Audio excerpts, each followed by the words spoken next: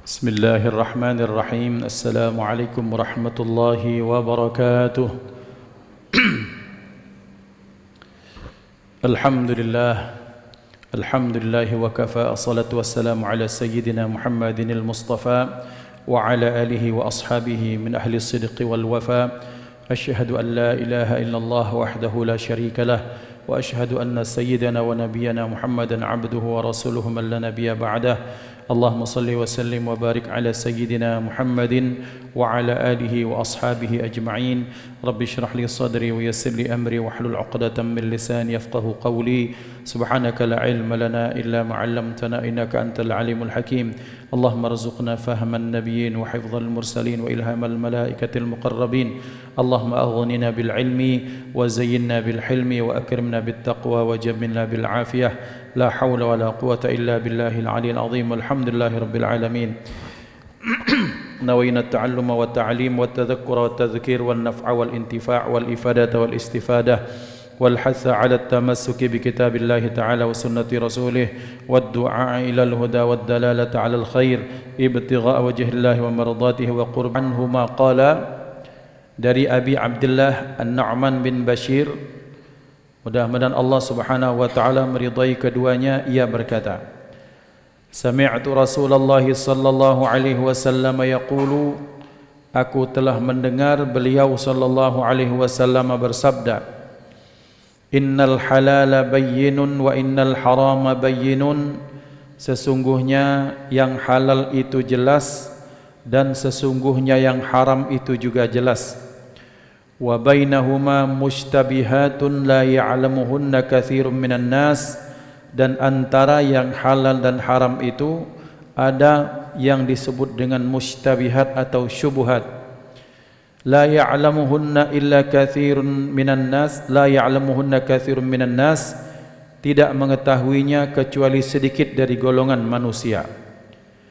Famanittaqa syubuhati istabra'a lidinihi wa irdihi, barang siapa yang menjaga dirinya dari syubhat, dia telah menyelamatkan dirinya, agamanya maupun harta bendanya. Wa man waqa'a fi syubuhati waqa'a fil harami, siapa saja yang jatuh dalam perkara yang syubhat, niscaya dia jatuh pada perkara yang haram. Karra'i yar'a haulal hima yushiku an yarta'a fihi, seperti seorang gembala yang menggembala pada area terlarang, ditakutkan dia akan terjebak di dalamnya. Ala wa inna likulli malikin hima, ketahuilah sesungguhnya bagi setiap raja itu ada satu daerah yang ia jaga. Ala wa inna himallahi maharimahu, dan ketahuilah sesungguhnya apa yang Allah jaga itu adalah hal-hal perkara-perkara yang haram. Ala wa inna fil jasadi mudghatan, ketahuilah sesungguhnya di dalam jasad itu ada mudghah, segumpal darah. Idza salahat salahal jasadu kulluh, apabila baik segumpal darah itu maka baiklah seluruh anggota tubuhnya. Wa idza fasadat fasadal jasadu kulluh, dan apabila buruk ia maka buruk seluruh anggota tubuhnya. Ala wahia al-qalbu, ketahuilah bahwa hal tersebut segumpal darah itu adalah hati.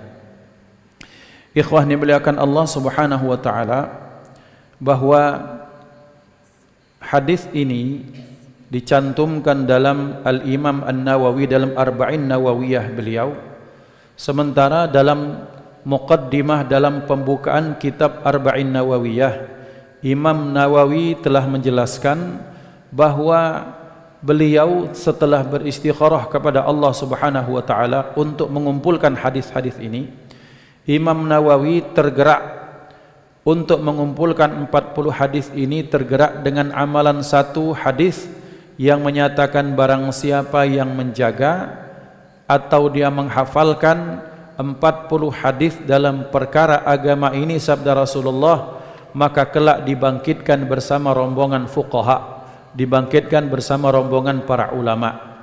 Kata beliau, hadis ini secara sanad itu dhaif.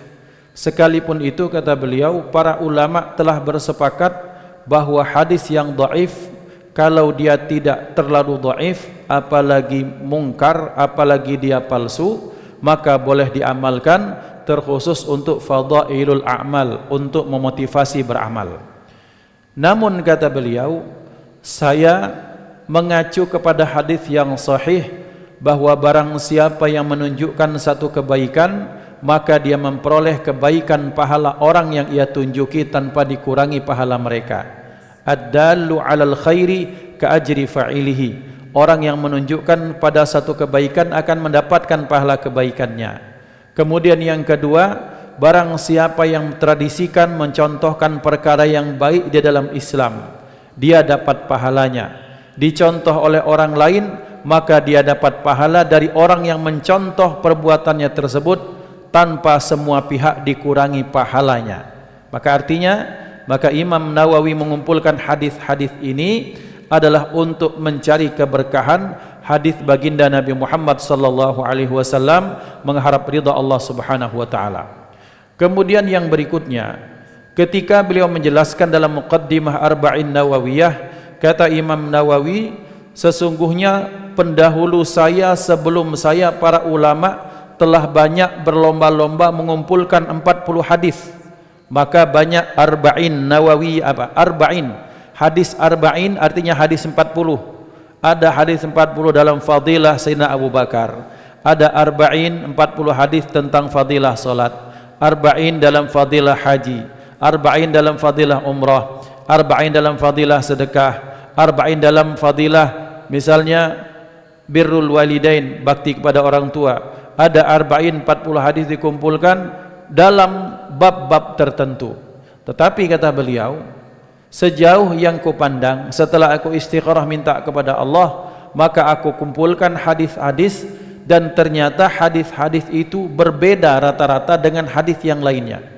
Jadi 40 hadis dalam kitab Arba'in Nawawiyah ini menjadi pondasi dari agama Islam. Jadi kata beliau, kalau ulama lain itu mengumpulkan hadis spesifik dalam satu bab tertentu, maka aku mengambil hadis-hadis aku kumpulkan dari ribuan hadis yang terkumpul yang ada, maka aku kumpulkan 42 hadis dan itu mencakup semua perkara agama. Maka barang siapa yang hafal Arba'in Nawawiyah, seolah-olah ini orang sudah menghafalkan pondasi-pondasi, rukun-rukun, kaidah-kaidah dalam beragama. Maka ikhwan yang dimuliakan Allah Subhanahu wa taala, maka tak heran hadis Arba'in Nawawiyah dijadikan merupakan mata pelajaran wajib dalam setiap pesantren atau sekolah Islam, dikarenakan betapa syumuliyahnya, globalnya, betapa ini kumpulan hadis 42 hadis ini mencakup urusan agama semuanya. Yang barang siapa menghafal, memahaminya, mengaplikasikannya, dia bisa hidup menjadi orang yang bijaksana dalam beragama. Dia menjadi orang yang baik, yang tertata, orang yang baik, yang lurus, baik akidah, amaliyah maupun akhlaknya. Maka bapak-bapak ini dimuliakan Allah Subhanahu wa taala, hadis pada hari ini membahas tentang sekian dari banyak perkara yang paling penting dalam agama, yaitu tentang budaya konsumsi, tentang hal-hal yang kita makan maupun yang kita pakai. Maka Rasulullah sallallahu alaihi wasallam menyatakan, sesungguhnya kita telah diperintahkan Allah, kita ini maksud beliau sebagai konteks beliau sebagai seorang nabi dan rasul. Allah Subhanahu wa taala telah memerintahkan para nabi dan rasul dari Nabi Adam sampai nabi akhir zaman, supaya apa? Supaya mereka itu makan dari yang baik-baik saja. Karena mengapa? Nah, ini jawabannya. Karena ternyata manusia itu amat sangat terpengaruh, selain dengan lingkungannya, manusia juga terpengaruh dengan apa yang ia makan dan apa yang ia pakai. Orang yang makan makanan yang halal, halal bendanya, halal sifatnya, cara mendapatkannya, cara mengolahnya, itu akan berpengaruh dalam kemaslahatan agama orang tersebut. Man akalal halala, barang siapa makan yang halal, safa dinuhu, niscaya agamanya akan murni, wa raqqa qalbuhu, hatinya akan lembut, wa laisa bainahu wa baina du'aihi hijabun, dan antara ia dan antara dengan doanya tidak ada hijab. Artinya doanya dikabul oleh Allah Subhanahu wa taala. Maka ikhwan dimuliakan Allah Subhanahu wa taala, Rasulullah sallallahu alaihi wasallam mengisyaratkan kepada kita, sesungguhnya yang halal itu jelas seperti matahari di siang hari, yang haram itu jelas seperti matahari di siang hari. Yang halal itu boleh jadi haram kalau ada syarat-syarat tertentu. Ini siang hari bulan Ramadan yang mudah-mudahan Allah berikan kita ridha, rahmat dan syafaat Rasulullah dengan berkah bulan Ramadan ini, amin Allahumma amin. Di bulan lain, di bulan Ramadan ketika kita tak berpuasa, makan nasi itu hukumnya halal, makan ikan hukumnya halal, mengkonsumsi pempek hukumnya halal. Tapi kalau sudah dia makan di siang hari di bulan Ramadan, menjadi haram. Masih dia melakukannya, masih dia melanggar, akan berpengaruh, berdampak pada hati orang tersebut. Maka ikhwan dimuliakan Allah, maka disabdakan oleh beliau, yang halal itu jelas, yang haram itu jelas. Maka kata beliau, tapi ternyata ada di antara kedua perkara tersebut yang disebut sebagai syubhat. Perkara syubhat, syubhat itu dari kata-kata yashabaha yashbihu, artinya menyerupai. Sesuatu itu sepertinya kurang jelas, apakah dia putihkah, apakah dia hitamkah, maka dia jadi abu-abu. Maka sabda beliau, perkara yang syubhat ini tidak diketahui oleh orang banyak. Yang tahu dengan hukumnya adalah orang-orang yang berkecimpung dalam hukum Islam dan mereka punya perasaan yang peka dan jeli. Maka berarti maksud beliau adalah, kalau kita bukan orang khawas, kalau kita tidak berkecimpung dalam hukum, kalau kita bukan ulama, sudah jelas-jelas cari yang halal-halal saja daripada kita cari yang haram-haram saja. Karena kenapa? Yang halal banyak lagi jelas, sementara untuk dijauhi yang haram itu juga jelas lagi banyak untuk kita lihat dan supaya kita hindari bersama. Maka Bapak Ibu ini dimuliakan Allah Subhanahu wa taala, ketika seseorang memakan makanan yang halal, halal bendanya, halal cara mendapatkannya, maka sabda Rasulullah, orang tersebut pertama agamanya akan dibuat murni oleh Allah. Maksudnya apa?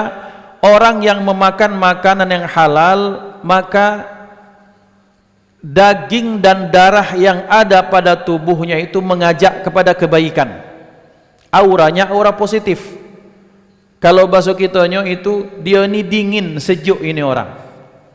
Karena kenapa? Karena orang kalau mendapatkan sesuatu yang halal, maka ketika halal tersebut ada satu yang tak didapat oleh orang yang mendapatkan sesuatu yang syubhat maupun haram. Apa? Ketenangan hati. Maka berapapun jumlah, kalau orang itu mendapatkan dengan cara yang benar, dengan cara yang baik, dengan cara yang dituntun agama, dalam norma masyarakat, dalam aturan negara, pasti ini orang akan selamat, akan tenang, akan nyaman, tidurnya nyenyak, tak perlu mencari obat penenang tambahan. Tapi kalau ini orang mencari sesuatu yang diharamkan Allah Subhanahu wa taala, dia akan sewa ini, sewa itu, manipulasi ini, manipulasi itu. Sambil dia memanipulasi, ada satu hal dalam hatinya yang tak bisa dia bohongi, satu keraguan, satu ketidaktenangan, satu kegelisahan yang tak bisa dihilangkan. Karena kenapa? Beliau sallallahu alaihi wasallam bersabda ketika ditanya, wahai Rasulullah, apa itu dosa? Jawab beliau, al-ithmu ma haka fi nafsika wa karihta ayyattali alaihin nas.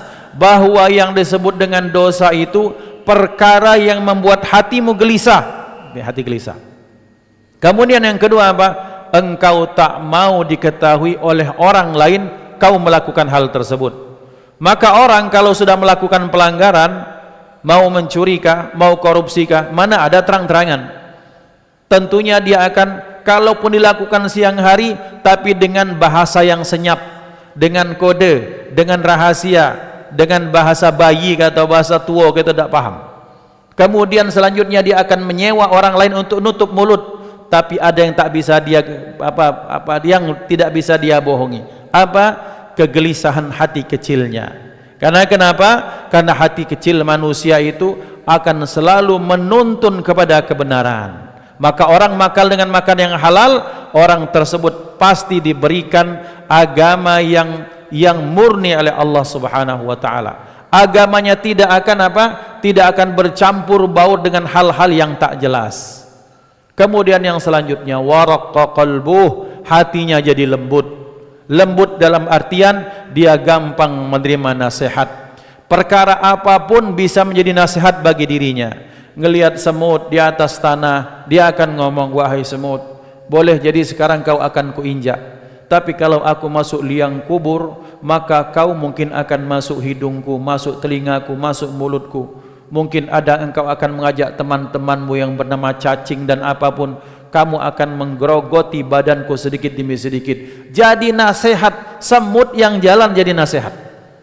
Kemudian berikutnya, malam hari disengat digigit nyamuk, dihisap darah. Ya Allah, nyamuk, sekarang kau bisa ku tepak yang ketahuan. Mungkin satu saat ketika aku qadar Allah, ketika seperti itu engkau menggigit aku, membawa virus atau bakteri, jadilah aku malaria, mungkin sakit aku, tak enak makan 3 hari 3 malam. Semut kecil bisa mengalahkan badan yang besar. Jadi pelajaran, orang yang makan dengan makanan yang halal, perkara apapun dan siapapun bisa menjadi penasehat bagi dirinya.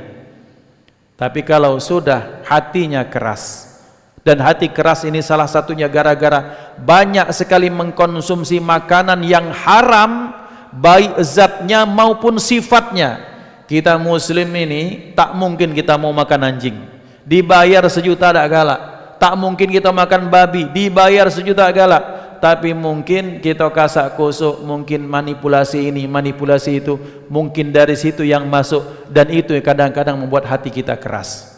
Maka ikhwan dimuliakan Allah, Rasulullah sallallahu alaihi wasallam bersabda, dan barang siapa yang takut terhadap perkara yang syubhat, yang abu-abu, maka saat itu dia sudah menyelamatkan diri maupun bendanya, hartanya maupun jiwanya. Karena kenapa? Satu saat Sayyidina Umar bin Khattab menyatakan, aku telah mencicipi betapa banyak jenis pakaian, dan tidak ada pakaian yang lebih utama dibandingkan dengan pakaian yang bernama wara'. Orang akan heran, wara' itu sifat, wara' itu kebiasaan seseorang menghindarkan diri dari makanan yang haram, itu namanya wara'. Kemudian apa kaitan Sayyidina Umar bin Khattab bilang bahwa aku memakai banyak jenis pakaian, tapi tidak ada pakaian yang lebih afdal, lebih utama dibandingkan dengan pakaian yang bernama wara'? Karena di dalam Al-Quran dinyatakan, taqikumul harra wa taqikum ba'sakum.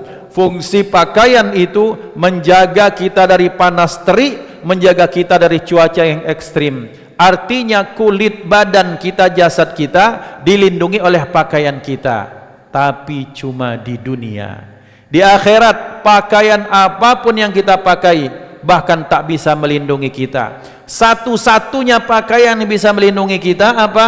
Wara'. Ketika kita menghindarkan dari makanan-makanan yang diharamkan Allah Subhanahu wa taala, maka kita akan diselamatkan dari api neraka. Karena kenapa?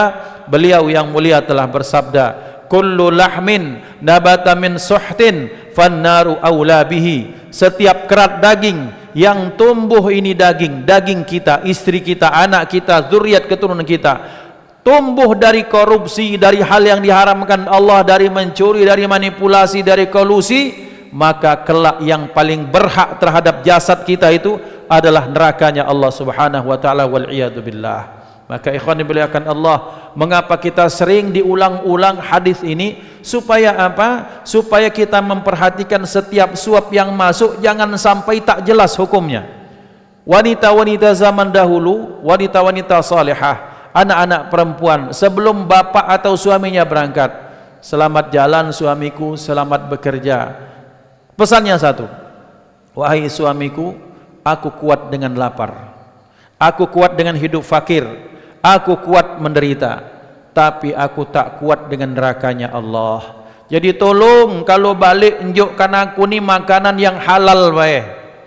Tolong masukkan ke perutku ini perkara yang halal saja. Syubhat jangan, apalagi yang haram.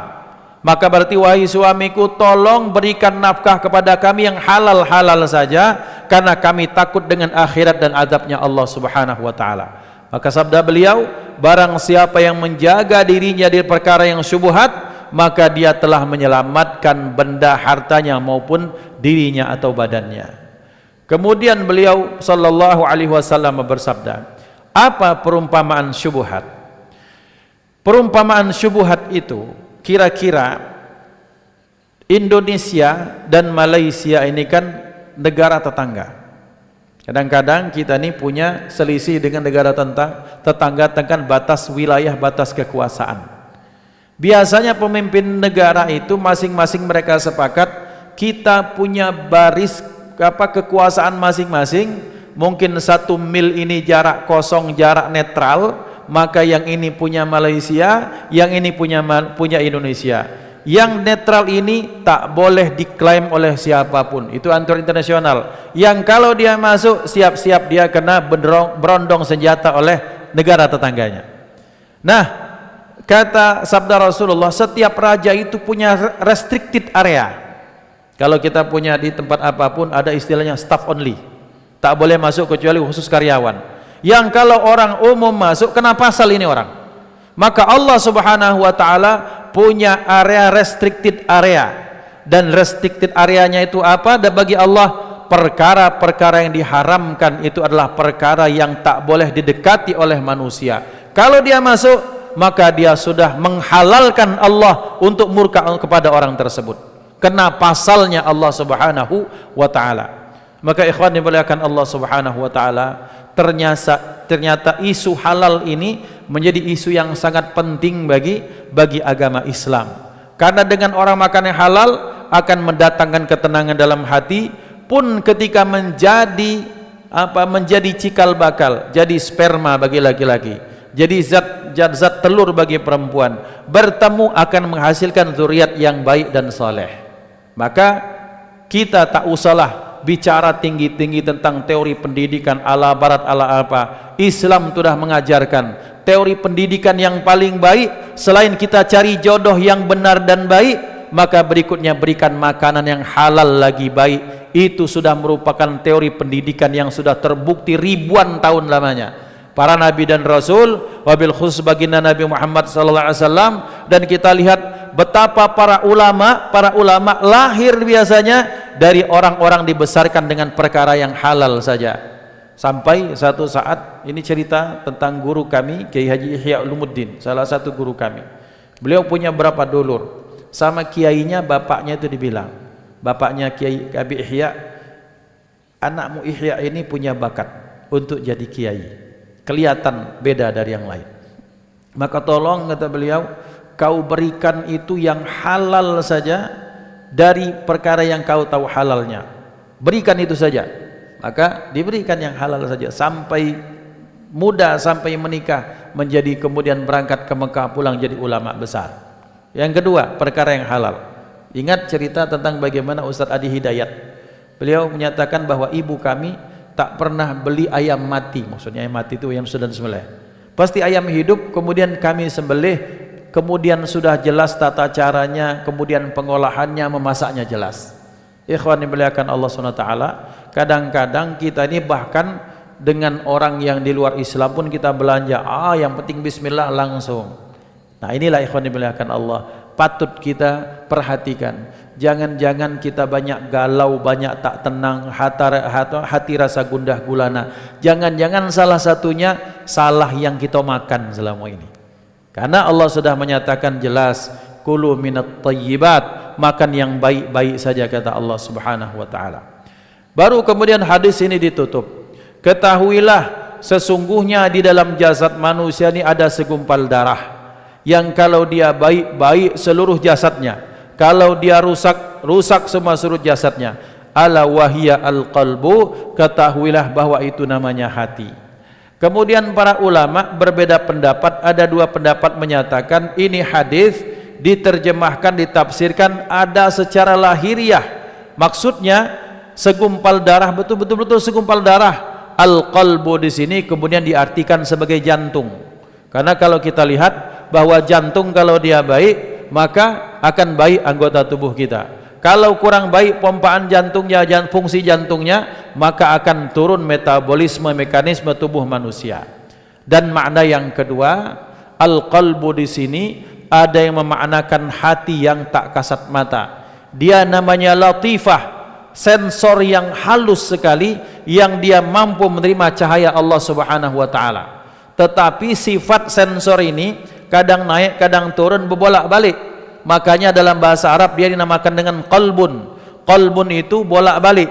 Maka dalam satu doa yang dianjurkan sebelum kita salam, ya muqallibal qulub, wahai zat yang membolak-balikkan hati, tsabbit qalbi ala dinika wa ta'atik, tetapkan hatiku, kokohkan hatiku untuk taat dan menjalankan agama. Yang kedua dalam riwayat yang lain, ya musabbital qulub, wahai zat yang mengkokohkan hati, tsabbit qalbi ala dinika wa ta'atik, tetapkan, kokohkan hatiku dalam beragama dan dalam ketaatan kepadamu. Maka pelajaran dapat kita ambil dari hadis ini yang pertama, yuk kita kembali evaluasi lagi makanan kita sehari-hari, baik makanan dari bendanya maupun cara mendapatkannya. Apakah sudah benar yang sudah kita lakukan selama ini atau belum? Kemudian yang kedua, bahwa untuk kita selamat, maka kita cari perkara-perkara yang pasti halalnya. Jangan coba-coba kita mencari sesuatu yang sifatnya syubhat. Syubhat atau abu-abu itu misalnya, kita pernah dengar atau kita pernah dengar kawan ngomong kawan ini dibilang oleh orang lain, katanya itu kebun yang tanah di komplek kita, yang punya pohon itu orang jauh, dia pernah ngomong bahwa apapun tanaman di situ diperbolehkan untuk dikonsumsi atau dimakan. Wah, semangatlah kita makan. Sudah jatuh syubhat. Kenapa? Karena kita tak mendengar langsung dari orang tersebut. Kita dengar dari kawan, kawan dengar dari kawan lagi. Sudah berantai-rantai berita ini.